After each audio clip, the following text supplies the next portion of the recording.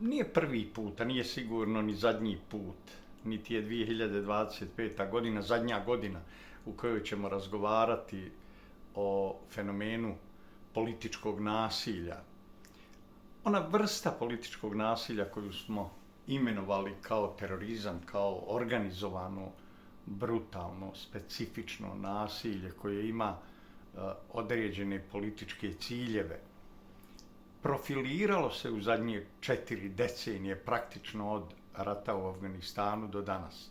Teško se oteti utisku da je u profiliranju tog ili te vrste političkog nasilja u stvari učestvovao organizovani zapad, prije svega Sjedinjene Američke Države, Velika Britanija, ponekad i Francuska, ali i druge države.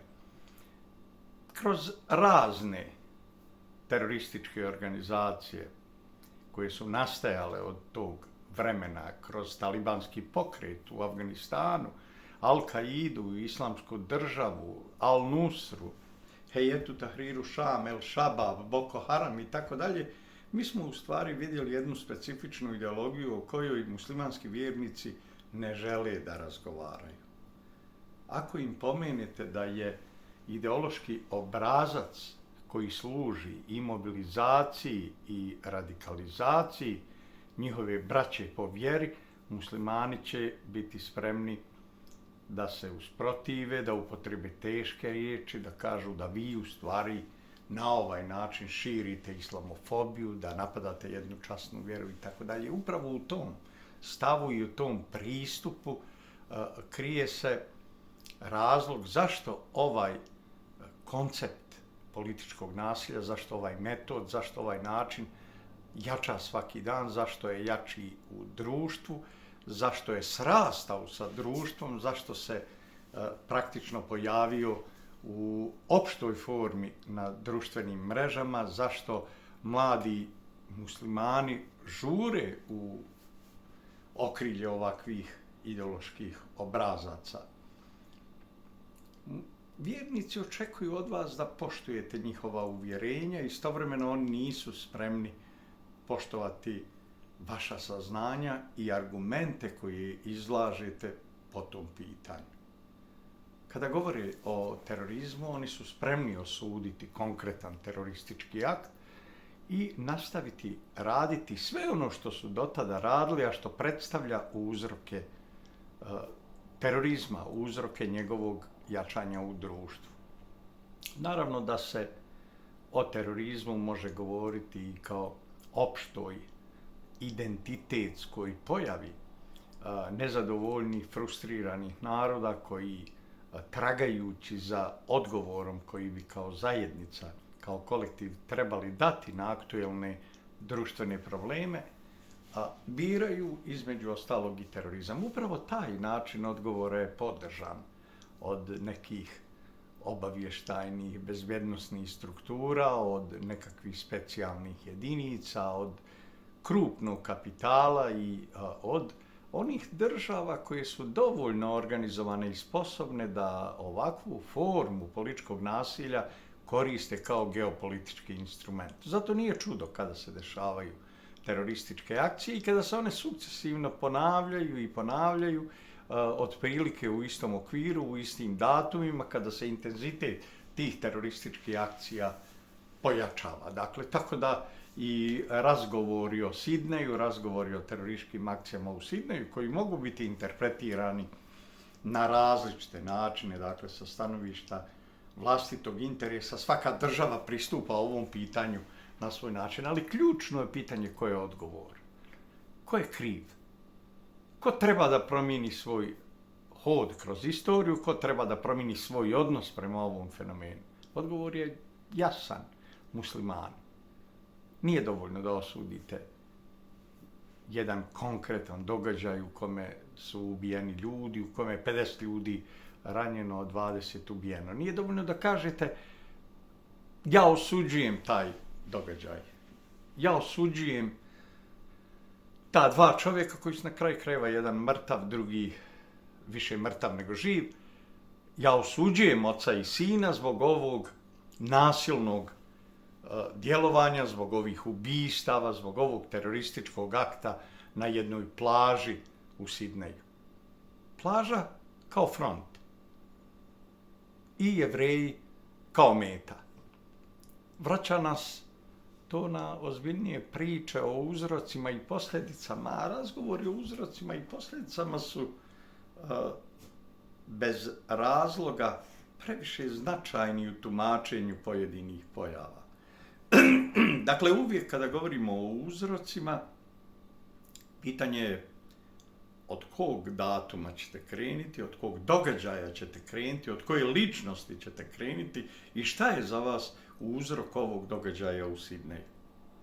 Oni koji žele reći da je uzrok rat u Gazi, da je uzrok rat koji je izraelska vojska vodila protiv Hamasa, imaće svoje tumačenje ovih događaja, ali može li rat u Gazi opravdati terorističku akciju u Australiji?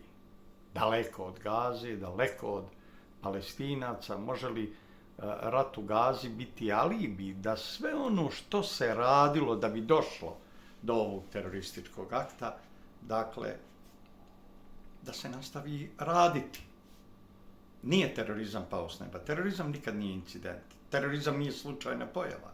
Razgovori o terorističkoj akciji, ako ne uvaže genezu samog terorističkog akta, znači kako do njega dolazi, ko ga organizuje, koja je ideologija, koja je organizacija na ovom mjestu evidentirana, kako su određeni ljudi indoktrinirani da budu spremni izvršiti te akcije, kako su obučavani za izvođenje tih akcija. Ne rađaju se ljudi sa znanjem o upotrebi automatskih pušaka, niti sa spremnošću da ubijaju druge ljude. To tek treba usaditi u glavu pojedinih ljudi. Ko je podržao logistički takvu operaciju, ko je finansirao takvu operaciju, ko danas u stvari odvlači pažnju od najbitnijih saznanja koje bismo trebali imati kako bismo pravilno zaključili o toj terorističkoj organizaciji, ne iz razloga da osudimo dva oca i sina, dva fanatika koji su izvršili ova ubistva, ne samo to, nego da razumijemo metodologiju, da razumijemo način na koji se pojedini ljudi koji se prividno ponašaju normalno kao članovi društva, kao članovi šire zajednice, odjednom okreću protiv dijela te zajednice iz sasvim političkih razloga koji su usađeni u njihovu glavu. Ko je usadio to u njihovu glavu?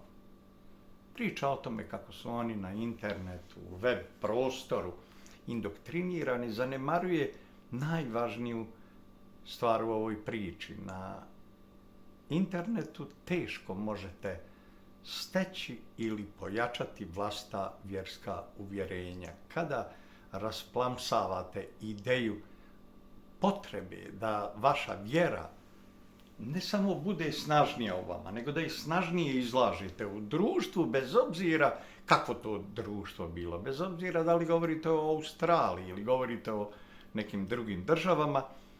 Dakle, vi u stvari ljude pomjerate prema priči o onima koji žele da spriječe takav razvoj, takav duhovni razvoj te ličnosti i koji ometaju društvo u cjelini da ono bude bliže uvjerenjima koje ima čovjek vjernik. Kada govorimo o čovjeku vjerniku, to nije imaginarni vjernik koji je pao sa Marsa ili sa Mjeseca. Govorimo o muslimanima. Muslimani ne vole da se govori o tome. Da su postali metafora terorizma. Da kada kažete terorizam, automatski mislite na onaj terorizam koji ima svoju islamsku agendu i koji ima svoje izvršioce u muslimanima. Razgovor o tome vrijeđa uvjerenja muslimana. Ali to je organizovano. Upravo se tako i radi, upravo se zato i sukobljavaju naši stavovi sa tim usađenim uvjerenjima koje je organizovana vlast ili ljudi povezani sa ovim sistemom organizovanja i djelovanja koji se na kraju završava terorističkim aktom, dakle, ti ljudi u stvari ne žele da se bilo šta promijeni na ovom planu. Oni koji nisu spremni sukobiti se sa opštim mišljenjem, većinskim mišljenjem, ne trebaju da ulaze u razgovore na ovu temu. Ja znam mnogo dobrih muslimana koji su željeli razgovarati na ovu temu i koji su u principu vjerskog učenja i vjerske prakse vehabizma vidjeli taj ideološki obrazac koji donose muslimanska braća kao organizacija među muslimane. Obećavajući im kule i gradove. Dakle, kada izvršite ovu akciju, svijet će početi funkcionisati u duhu Allahovih zakona. A zašto ne biste ubili 20 ljudi ili 50 ljudi kada će se sve promijeniti poslije tog događaja? A vi ćete otići u raj, u džennet. Dakle, Bog će vas nagraditi, bit ćete šehid. I ta priča o šehadetu je naravno u aktuelnoj interpretaciji vjere posebno problematična. Tako su šehidi, a šehidi to znači svjedoci Božje riječi, Božjih dijela, svjedoci da je Muhammed poslanik Božji. Dakle, tako su šehidi postali samo oni koji poginu, oni koji budu mrtvi. Šehidi su bombaši samoubice, šehidi su ljudi poginuli u ratu, šehidi su mrtvi ljudi, a to nije tačno. Živi ljudi imaju mogućnost da svjedoče o Božjoj moći i samilosti, o Božjoj volji, da svjedoče i o poslaniku. Samo živi ljudi, dakle. Međutim, živi ljudi su isključeni iz ove priče. Živi ljudi nisu šehidi. Ta loša interpretacija, taj način na koji su muslimani prihvatili ta imputirana uvjerenja da je nešto u duhu vjere, a nešto nije, rezultat je slabog poznavanja vlastite vjere, činjenice da i nije bilo puno alima, da nije bilo puno vjeroučitelja, da je islam u Bosni i Hercegovini kao i u cijelom Osmanskom carstvu ostao uglavnom zakržljala forma odnosa prema i Bogu i prema, dakle, teologiji i prema svim onim vrijednostima koje vjera sobom nosi. Prva vrijednost koju je islam imao namjeru da donese i koju deklarativno donosi jeste sadržana u samom njegovom imenu, ona označava mir. Samo u miru možete pravilno svjedočiti. Dakle, samo u miru, ne ubijanjem, samo u miru, bez mržnje, bez ekstremizma, vi možete biti pravi vjernik. Ali toga nema. Kada govorimo o vjerski motivisanom nasilju koje proističe iz raznih vrsta interpretacije vjere, u stvari dolazimo na taj opasni teren u kome se pojedina vjerska osjećanja osjećaju ugroženim, napadnutim, osporavanim i izvrijeđanim. Svaki je razgovor o terorizmu zato podrazumijeva i to kao posljedicu, da vjernici počinju osjećati se da su oni prozvani, da je njihova vjera pozvana. Kako bi bili uljuljkani u svom lošem odnosu prema vjerskom ekstremizmu, oni pronalaze krivca u onome ko govori o konkretnom ekstremizmu i ko govori o konkretnoj terorističkoj akciji. Ne govori se o imaginarnim terorističkim akcijama. Niti su velike terorističke akcije i velika ubijanja ljudi prosto zaboravljena. Dakle, mnoga od njih nemaju veze sa ovom aktuelnom pričom. Dakle, nije terorizam krenuo od rata u Gazi i nije bio inspirisan samo tim ratom. Bilo je terorističkih akcija puno i u samom Afganistanu i u Bosni i Hercegovini, bilo je terorističkih akcija u Evropi, bilo je napada na španskoj željezničkoj stanici, na Charlie Hebdo, na Bataclanu, bilo je napada u Rusiji, ubistvo djece, 400 djece u Rusiji, u Beslanu. Dakle, kakvo može imati opravdanje? I da, onda će se javiti dušebrižnici i reći mi osuđujemo ovaj akt. Ali nismo spremni ići dalje od toga. A ići dalje od toga znači vidjeti kako se u okviru jednog društva organizovalo, pripremilo, kako su ti ljudi prosto funkcionisali uz podršku društva dok su pripremali ovakvu vrstu zavjere i ubistava. To se neće osuđivati. Zloupotreba vjere, o njoj se neće govoriti. Pokušaj da se ogradite od terorista kao neki koji prihvataju navodno vašu vjeru, da kažete da to nije islam, da konkretne ljude isključite iz islama, da vjerski službenici i najviši vjerski velikodostojnici kažu o tome svoj sud. Dakle, to se do sada nije desilo. Ali se govorilo protiv ljudi koji kažu da terorizam ne može biti organizovan, planiran i tako ubojit bez podrške društva u kome se razvija. On se razvija upravo na ovaj način. Prvo, da ne želite prihvatiti argumente, jer ne želite uopšte razgovarati o tome. Kogod bi pokušao razgovarati o terorizmu kao fenomenu, kao zlu, koje zloupotrebljava i prlja religiju, jednu veliku vjeru mira, taj u stvari bi bio oglašen za islamofoba, za zlotvora i tako dalje. Dakle, terorizam je organizovano nasilje.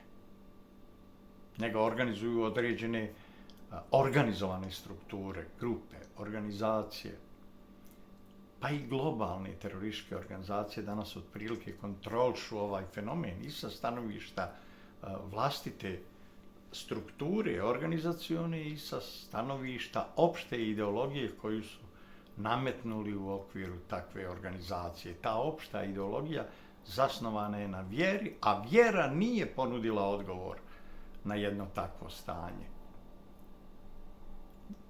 Može se to vidjeti i na primjeru događaja od 2001. Dakle, napada na Kula Bliznakinje, može se to vidjeti i 2011. na primjeru takozvanog arapskog proljeća. U to vrijeme po Sarajevu marširaju mudžahedini, vehabije, razne grupe i protestuju protiv režima Muamera el Gaddafija. Izlaze na ulice, okupljaju se na trgovima, nose transparente, država ih, ono što se u Sarajevu zove država, ih podržava. Ono što se zove islamska vjera i islamske strukture ih podržavaju.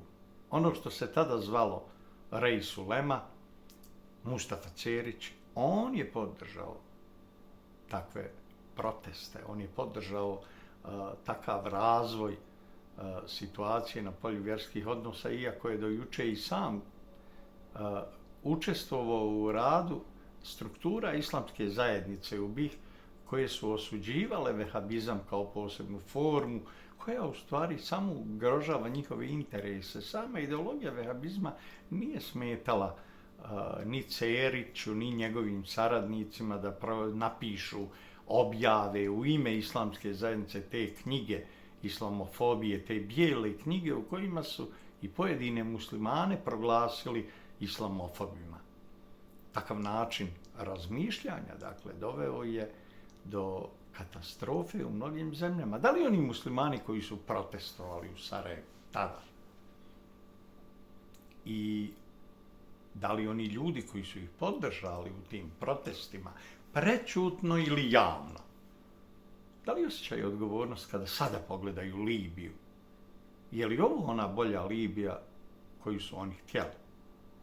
Dakle, post-Gaddafijevska Libija, kao najsiromašnija zemlja na planeti, kao gomila bijede i ratova, kao pocijepana zemlja koju dijeli nekakve muslimanske milicije, libijske zore, islamska država tamo u Misurati ili u nekim lukama, tamo gdje se vode borba između praktično mediteranskih luka, ko će ostvariti utjecaj, gdje je Al-Qaida, a gdje će biti islamska država, gdje će vlada, prozapadna vlada u Tripoliju biti i predstavljati državu, na koji način će halifa Haftar kontrolisati veliku većinu same Libije, koja u stvari ne znači ništa jer je siromašna, jer je pustinska, jer tamo nema nafte.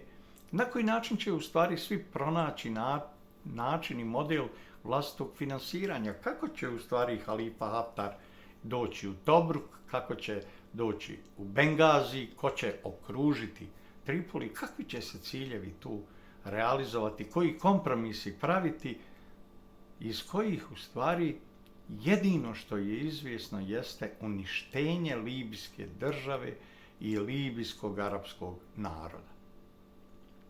Za ovaj razvoj situacije protestovali su neki sarajevski vjernici, podržani u stvari od muslimanske braće iz Sirije prije svega, dakle sa ljudima koji su i ranije učestvovali u obavještajnim poslovima u okviru odreda El Mudžahid.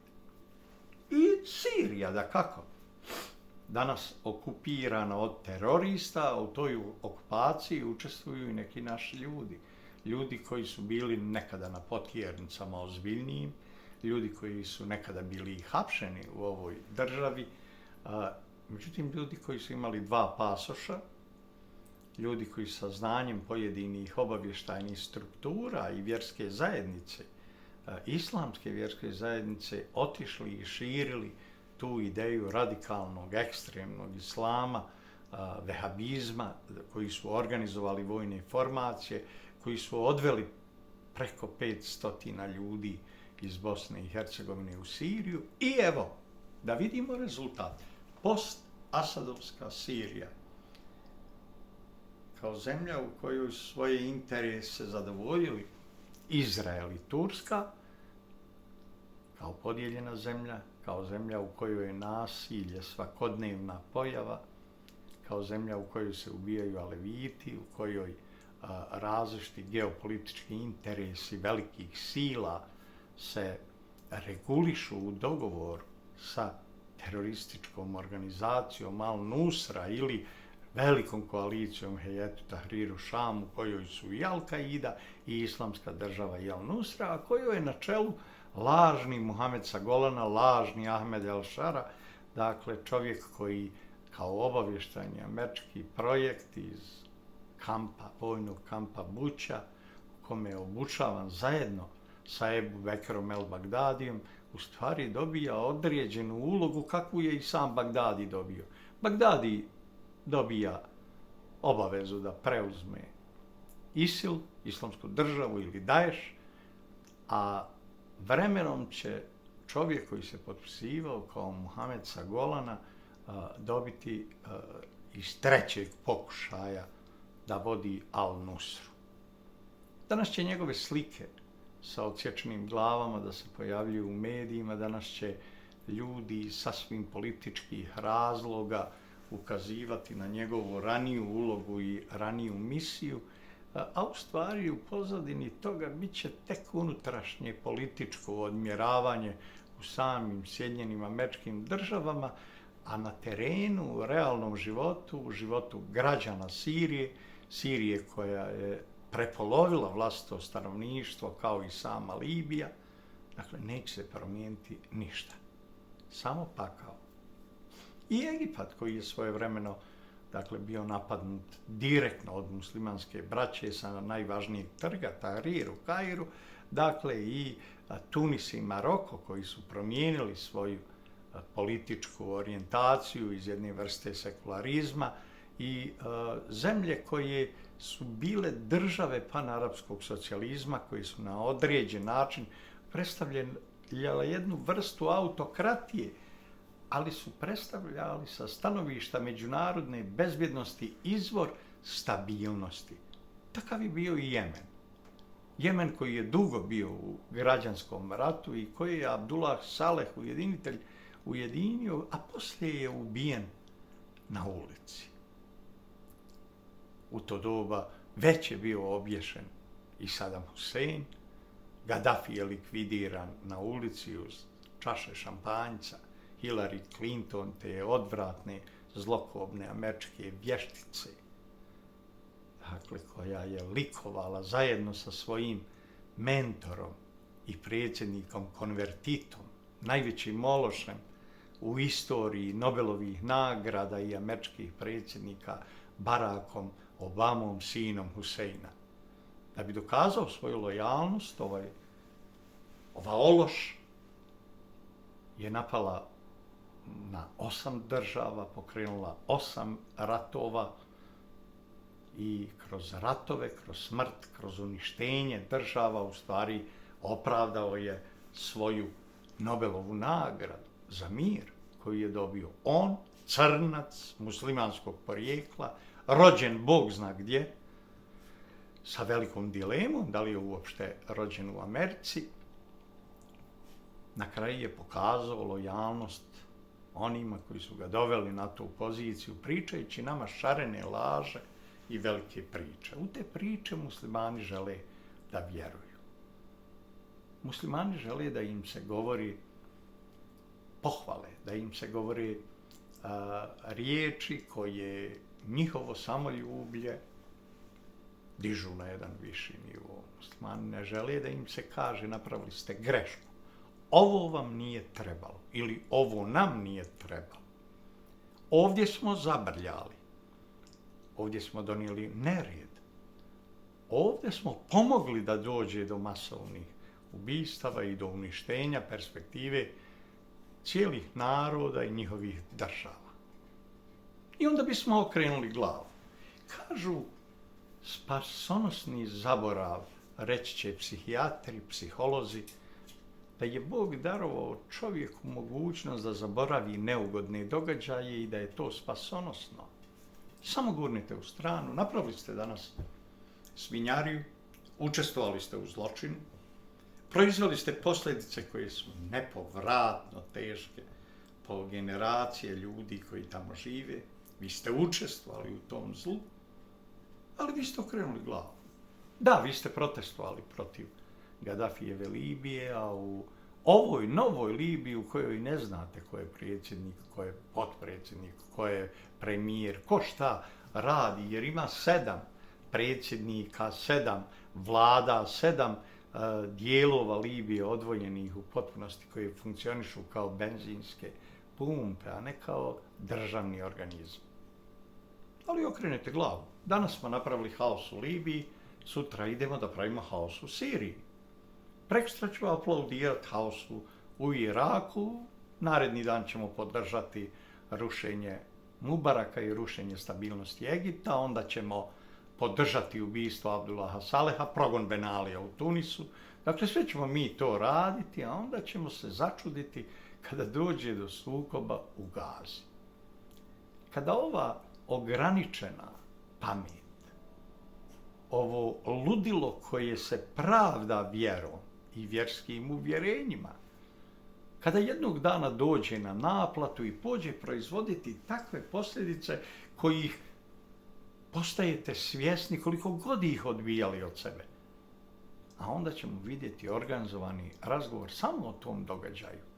Ne o uzrocima i posljedicama, nećemo mi razumjeti uzroke na ovaj način, nego ćemo uvijek imati u istoriji neki svoj datum, neki svoj početak, neki svoj prauzrok, kako bismo opravdali svoju jadnu poziciju. Ova generacija muslimana je u stvari gomila jada. Dakle, kada čine zlo, ne žele se suočiti s tim i ne žele prestati činiti zlo. Istovremeno spremni optuživati one koji ne žele sa njima učestvovati u tom zlu i koji im žele ukazati na ono što se desilo.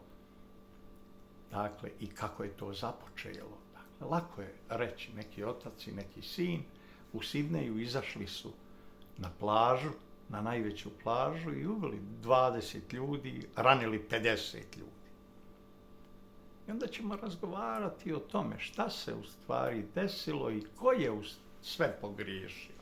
Vidljive su greške bezbjednosnih struktura same Australije i vidljiv je način na koji su oni pristupali ovom fenomenu. Dakle, oni su čak 2019. godine imali podatke da mladi Navid Ekrem u stvari kontaktira sa globalnim terorizmom, da odlazi u nekakve divlje, radikalne džamije, mešdžide, neke prostorije za obuke, da ima neke kontakte koji su od ranije sumnjivi, koji prolaze kroz bezbjednosne evidencije kao lica povezana sa globalnim terorističkim organizacijama, ali to saznanje australijske vlade i australijskih bezbjednosnih službi zbog nekakve lažne političke korektnosti nije saopštavano muslimanskim zajednicama, nego su one pozivane da podrže jednu vladu, jedan koncept, jednu politiku, jednu ličnost, dakle, i da nastave sa politikom koju i dalje vode u pozadini. Terorizam ima svoj javni aspekt i ima svoj konspirativni aspekt. Ako ne osudite to dvoje, javni aspekt terorizma koji je vidljiv u načinu na koji organizovane strukture šire jednu vrstu ideologije i vrše indoktrinaciju u društvu, mobilizaciju pojedinih ljudi, finansiraju njihove aktivnosti, njihovo djelovanje, njihove obuke.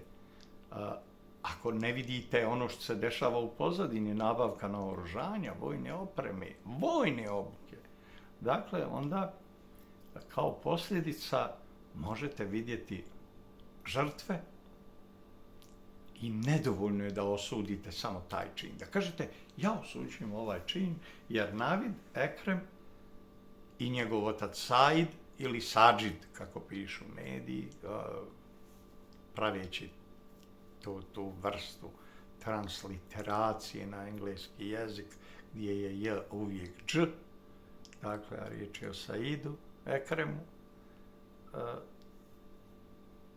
u suštini se zanemaruje ono što je najbitnije. Kako je došlo do toga, kada su i u kom procesu Said i Navid vrbovani, kada su usmjereni, kada su u stvari postali spremni za izvođenje ovakvih akcija. Terorista se ne postaje preko noći.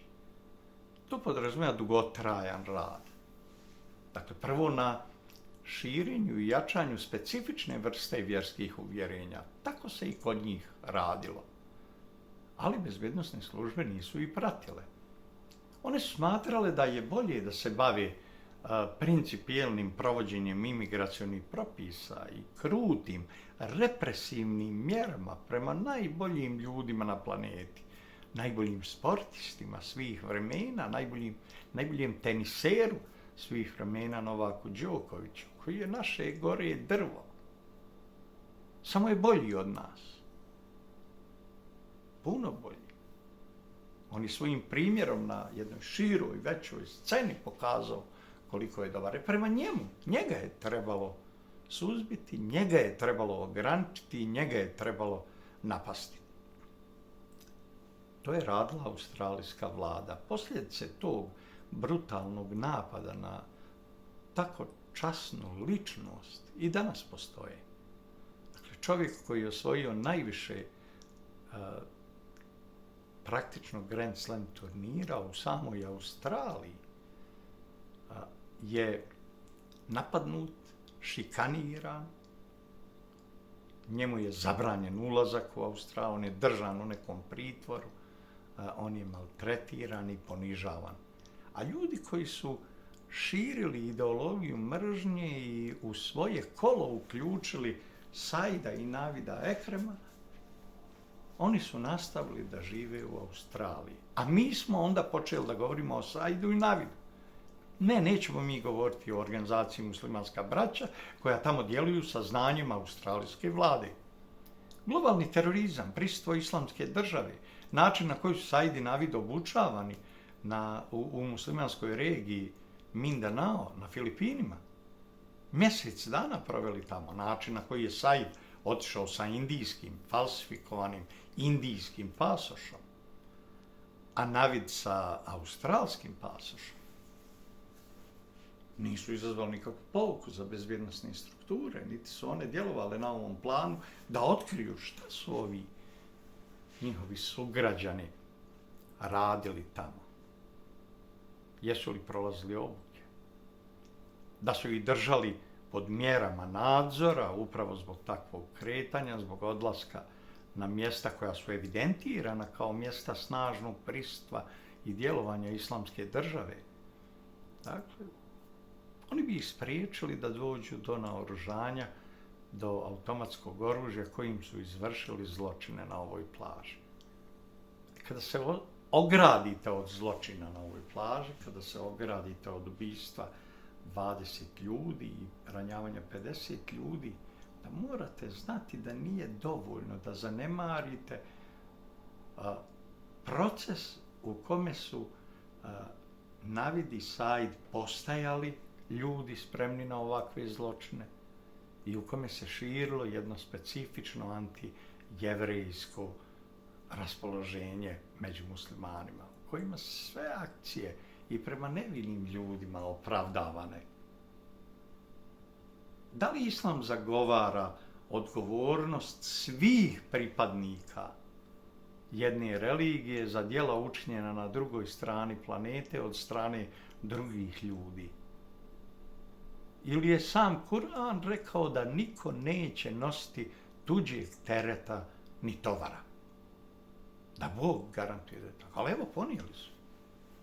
Oni poginuli na plaži u Sidneju su ponijeli tuđi teret i tovar. Taj teret i tovar izraelsko-palestinskih odnosa na drugom kraju svijeta, u jednom drugom ambijentu, u jednoj drugoj, gotovo identičnoj kulturi. Znate, kad kažete antisemitizam, i to se olako koristi, jer i Arapi su semitski narodi kao i Jevreji. Dakle, širenje antisemitizma, iako je uvriježeno mišljenje da se govori o mržnji samo prema Jevrejima, u stvari antisemitizam je i antiarapska ideologija. Arapi i Jevreji su potomci Sema, oni pripadaju semitskim narodima, njihov jezik, govor, njihova kultura je semitska. Ali ta sličnost i te male razlike mogu biti zloupotrebljene na način na koji su zloupotrebljavane i kod nas samih na Balkanu. Tako su zloupotrebljene i tamo. Ali to nas opet vraća na terorizam kao društvenu pojavu, a zanemarujemo ono najbitnije što terorizam mora sobom nositi i što mora biti potpuno lišeno naših nekakvih emotivnih uvjerenja i emotivnog odnosa. Kada shvatite da je terorizam bezbjednosni problem, onda raspravljate o određenim mjerama koje se čine, odnosno poduzimaju sa ciljem izvođenja određene terorističke akcije, a ne samo o posljedicama.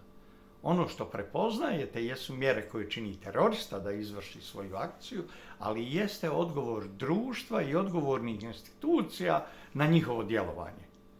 Dakle, to djelovanje pojedinih ljudi koje priprema ovakve terorističke akcije mora u stvari imati svoj odgovor u službama i strukturama koje se nalaze na prvoj liniji fronta. To su obavještajno-bezbjednosne strukture. Ako one podbace, onda će teroristički napad biti uspješan. Ako društvo u cjelini podbaci, onda će se teroristički napad i sve žrtve lokalizovati i onda će se razgovarati samo o tom trenutnom događaju i o tim trenutnim mrtvima, a neće se govoriti o organizaciji koja u tome učestvuje, neće se govoriti o značaju jednog takvog radikalnog, ekstremnog poimanja religije kao izvora ideološkog oslonca, opšte mobilizacije i spremnosti koja se javlja u ljudima da u ime tako shvaćene religije ubijaju druge ljude. Neće se govoriti o propustima službi, dakle o odsustvu primjene propisanih bezbjednosnih procedura i o kršenju imigracionih propisa.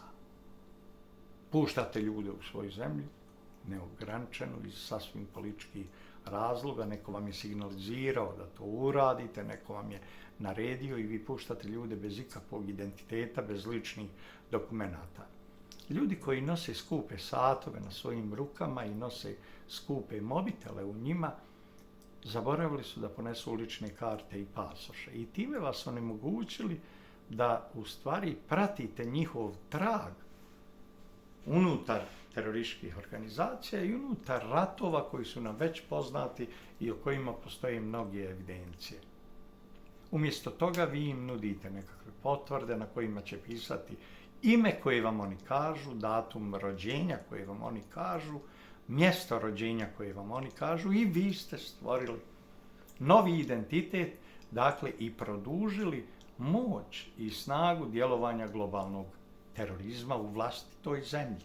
Kada pustite te ljude tako i kada im pomognete da dođu do novog identiteta koji će isključiti njihovu odgovornost za ranije ponašanje, ratovanje, terorističke akcije, nasilja koja su izvođena, vi u stvari puštate sa njima i sve one organizacione oblike koji su ih držali homogenim, koji su držali mobilnim i koji su na kraju krajeva usmjerili prema vašoj zemlji.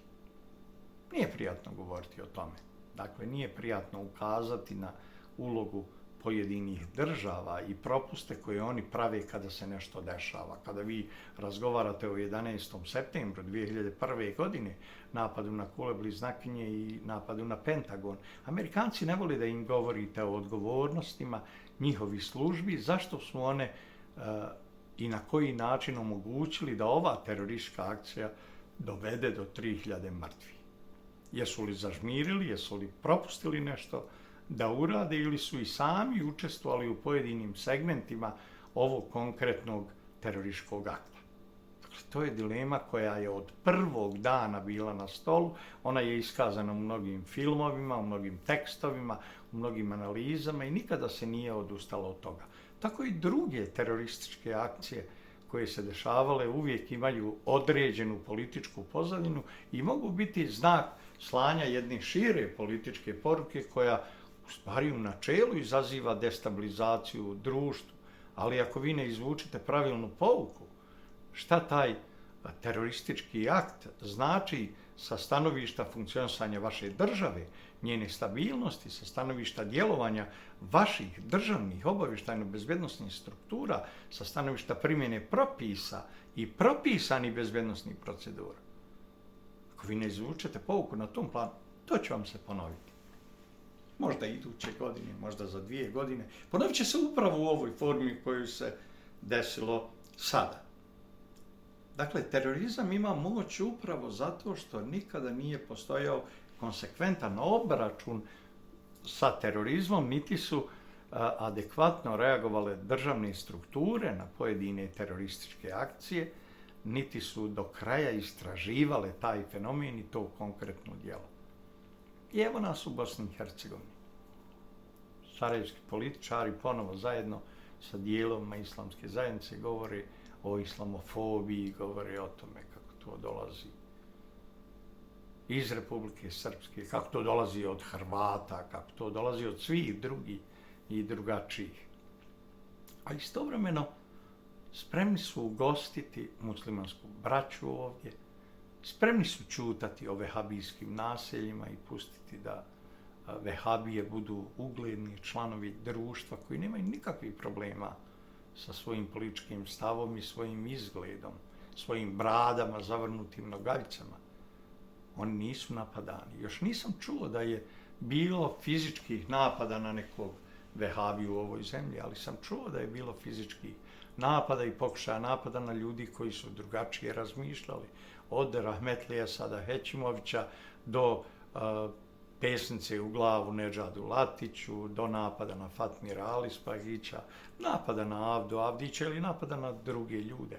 Mnogi novinari, mnogi pojedinci bili su napadani, a da društvo nije nikada reagovalo adekvatno. dakle, na ove fenomene, upravo zato što je u društvu usađen taj lažni osjećaj da fenomen vehabizma podrazumijeva aktivniji odnos prema islamu i njegovo snažnije prisustvo u društvu.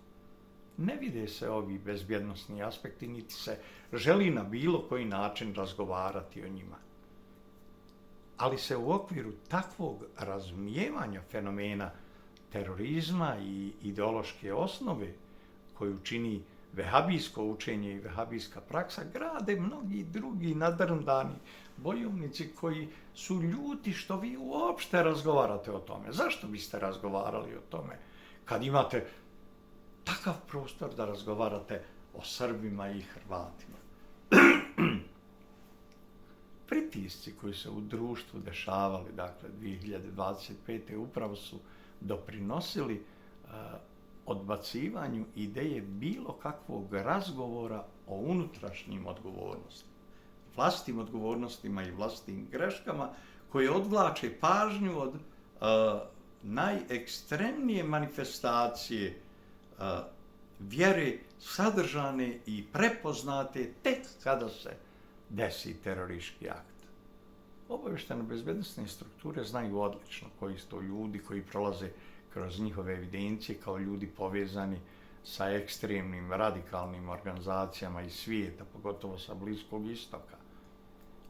Znaju način na koji se neke organizacije koje služe upravo mobilizaciji ovih kadrova i ljudi sklonih ovakvim interpretacijama vjere i ovoj vrsti ideologije koja opravdava nasilje. Dakle, i to znaju u službama. Znaju odakle novac dolazi, znaju koje države, koje humanitarne organizacije, koje lažne, nevladne organizacije, koje i kako finansiraju određene akcije i kako se sve te akcije na kraju završavaju onako kako su se završile na plaži u Sidneju. Terorističkim aktom koji vi osudite i kažete mi osuđujemo taj teroristički akt. Terorizam nije odgovor. A onda omogućite da sve što je u stvari podrazumijevalo izgradnju sistema terora, načina okupljanja, načina interpretacije, religije, načinu prihvatanja određenih ideoloških obrazaca koje promovišu i podržavaju ekstremno nasilje. Dakle, vi to okrenete glavu i pustite da u društvu to nastavi funkcionisati, smatrajući da ste bradanje zavrnutih nogavica koji prolaze kraj vas ugledni ljudi u vjeri, daje, alimi, šejhul islami i tako dalje. Sve te etikete koje oni dobijaju uz tumačenje da su oni selefije, da su prethodnice, da su avangarda, da je njihovo djelovanje i učenje zasnovano na tradiciji koji su poslanikovi, sljedbenici i učenici u stvari kao prvi muslimani promovisali i na najbolji način potvrdili, pa su i oni takvi. A vi onda vidite da ti ljudi ne mogu biti upotrebljeni ni za što drugo osim za ove vrste nasilnih akcija kakve smo vidjeli u Sidneju. Zato je razgovor o terorizmu kao organizovanom nasilju potpuno drugačiji razgovor od razgovora o klasičnim kriminalnim djelima. Različite forme kriminaliteta mogu biti realizovane i ostvarene kao posljedica umišljaja određenih ličnosti. Ali ovdje nije riječ o tome. Umišljaj nije dovoljan. On nije dovoljan samo za izvršioca.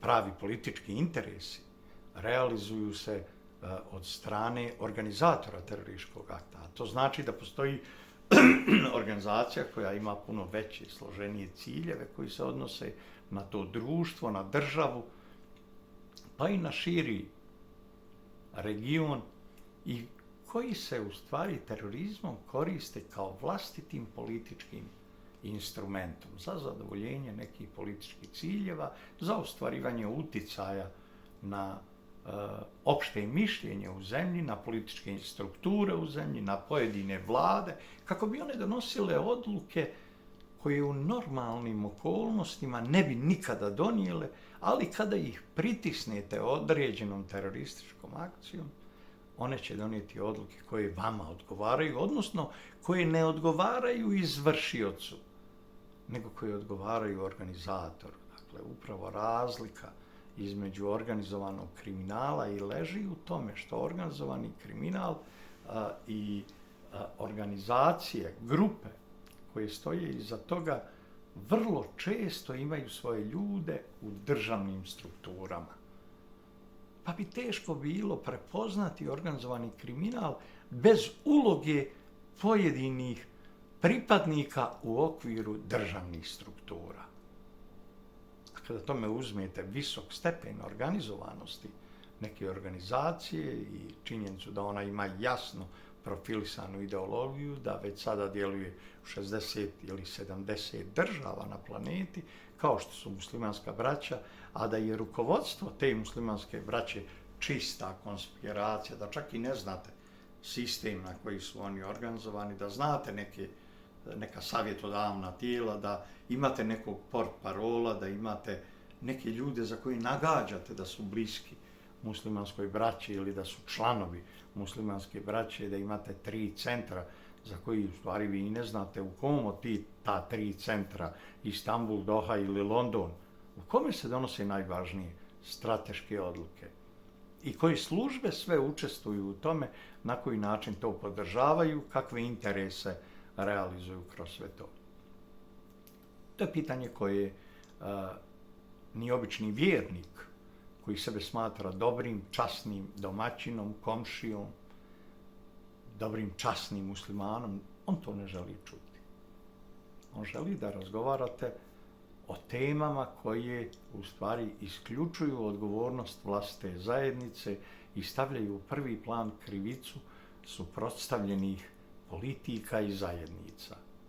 I spremni su reći vam svašta, spremni su pisati na društvenim mrežama uvredljive komentare, prijeteće poruke i slične gluposti.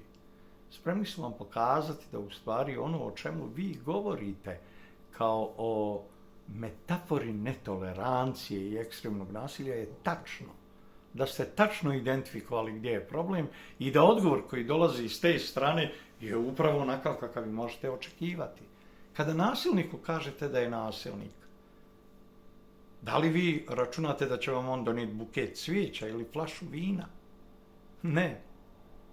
Provocirati nasilnika znači prisiliti ga da pokaže i demonstrira svoju nasilničku prirodu ili prosto dati mu alibi da tu prirodu ispolji. On sigurno neće nastupiti tolerantno ako ste dobro ocijenili da je riječ o nasilniku, da je on dio jedne šire nasilničke ideologije i jedne šire nasilne strukture. Ali zašto o tome društvo ćuti i zašto je spremno da obrazovane ljude među sobom etiketira na najružniji način tumačeći njihov odnos prema državi i prema religiji, upravo da bi svojim akcijama, dakle i ovakvim riječima, zaštitio te nasilne strukture, nasilne organizacije i nasilne ideologije.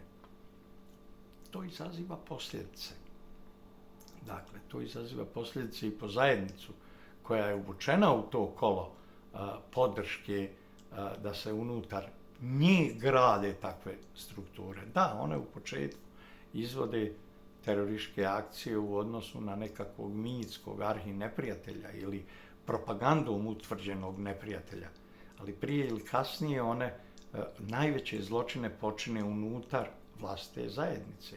Vlastita zajednica ne može javno i potpunosti slijediti sve te ideje, ponekad i ne želi da ih slijedi. Samo izbjegava suočavanje s tim da su takve ideje organizovane i da je njihov krajnji cilj nasilje, zločin, terorizam. Kada odbijate to da priznate sami sebi, da svojim nečinjenjem ili svojim činjenjem pomažete tada slabijem, nedovoljno razvijenom elementu nasilnog ekstremizma, nedovoljno razvijenim ekstremnim organizacionim formama, Dakle, vi u stvari doprinosite da on jača u okviru društva, široka vrata, otvoreno društvo koje se otvorilo takvim idejama, tumačeći ih kao nužnu potrebu unutrašnje debate o pojedinim i vjerskim pitanjima, u stvari ranjava to društvo i vrlo često ga prisiljava da okreće glavu od stvarnih ciljeva takvih ideologija i takvih organizacija. Stvarni cilj je ono što se desilo u Sidneju. Oni koji su pomogli da dođe do toga, činjenjem i nečinjenjem, nemaju pravo osuđivati taj akt, jer su i njihove ruke krvave i njihova savjest prljava. Dakle, ako nešto znate o tome, ako prepoznajete djelovanje pojedinih grupa i ako znate kuda to vodi, dužnost vam je da to kažete bez obzira na posljedice. Ako to ne uradite, nego mirno gledate kako te strukture postaju svaki dan sve jače, sve samouvjerenije, sve agresivnije i kako na kraju među sobom pronalaze ljude koji se spremni žrtvovati tako da naprave štetu, da naprave ubistva, da ubijaju nevine ljude, dakle čija je odgovornost samo u tome što pripadaju jednoj religiji. Kada bi druge religije na ovaj način se odnosile prema muslimanima, nijedan musliman na zapadu ili u Izraelu ili bilo gdje na planeti, u Indiji, ne bi bio slobodan hodati, niti bi bio slobodan u javnosti da se pojavljuje. Jer bi mogao biti žrtva upravo ovakvog odgovora, kakav pojedini muslimanski ekstremisti daju prema svim Jevrejima na planeti.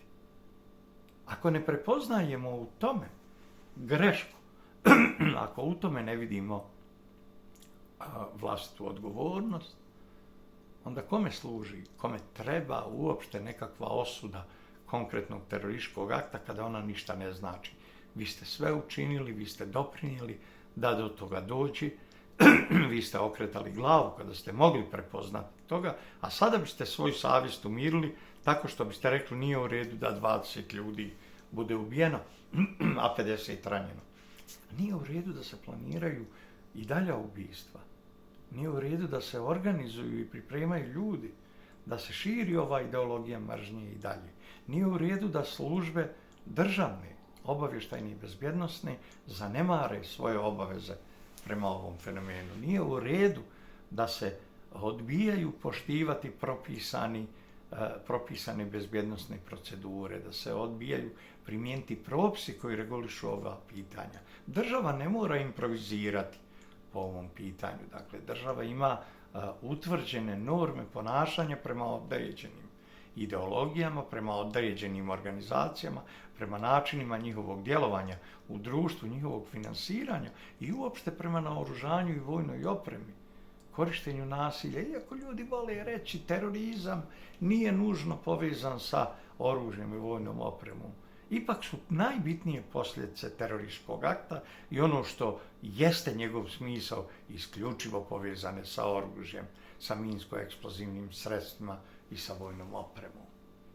Nema ozbiljnijih posljedica bez ovoga. Iako mogu biti zloupotrebljeni i prevozna sredstva, iako se kamioni mogu upotrebljavati za ubistva ljudi, iako i avioni mogu tome poslužiti, iako se ubistva mogu vršiti i na drugi način improvizovanim sredstvima, ipak naoružanje i vojna oprema su u osnovi oruđa i mehanizama na koji terorističke organizacije izazivaju efekte koje žele postići. Što više mrtvi, to veći efekat, to veći rezultati samog terorističkog akta.